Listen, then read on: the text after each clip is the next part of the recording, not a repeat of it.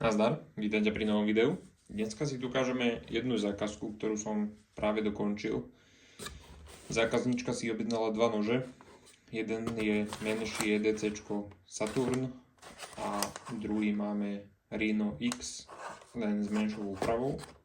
Obidva nože sú vyrobené z ocele Elmax, kalenej na 60 stupňov Rockwella, s povrchovou úpravou Stonewash. Prvý si ukážeme Rhino.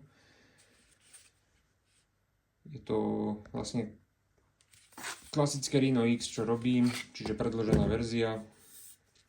Len bola úprava taká, že sa odstránilo horné falošné ostrie.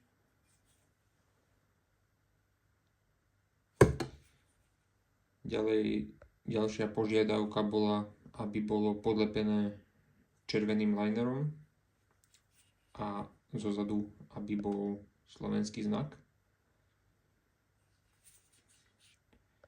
Celková dĺžka noža je 25,4 cm, čiže od špičky po hrot, a čepel od špičky po začiatok rúčky má 13,8 cm. Hrúbka ocele v chrbáte je 3,8 mm.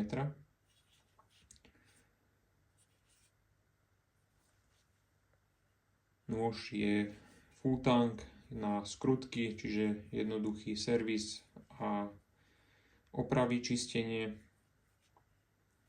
Na pätke máme kalený hrot, ktorý slúži na rozbíjanie skla a tvrdých predmetov.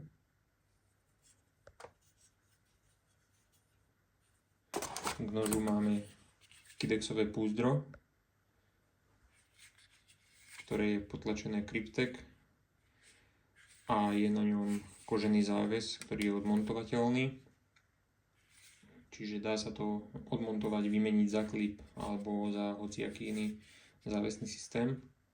Zo spodu máme vetracie dierky pre vlhkosť a farba perfektne ladí k tej červeno-čiernej rúčke s tým linerom.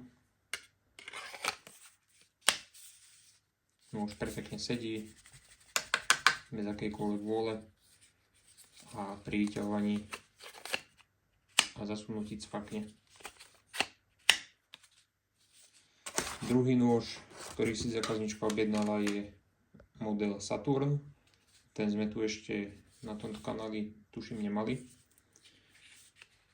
Jedná sa o EDC, ktoré má taktiež takú skosenú špičku. Vyrobené rovnako z ocele Elmax, 3,8 mm hrúbka, podlepené červeným linerom, čierna G10, zo spodu kalený hrot na rozbíjanie skla. Nôž perfektne sedí v ruke, človek sa vie zaprieť a netlačí ho do prsta toto drážkovanie, pretože je zo všetkých strán skosené a je úplne jemné na dotyk, aj keď je veľmi výrazné, ale nezarezáva sa do prsta, ako väčšina drážkovaní u nožiarov. Celková dĺžka tohto noža je 20,4 cm, čiže od špičky po hrot, a čepel má rovných 10 cm.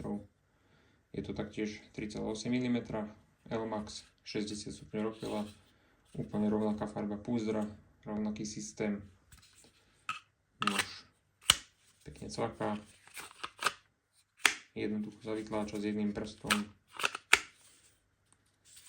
bez akéhokoľvek vôle.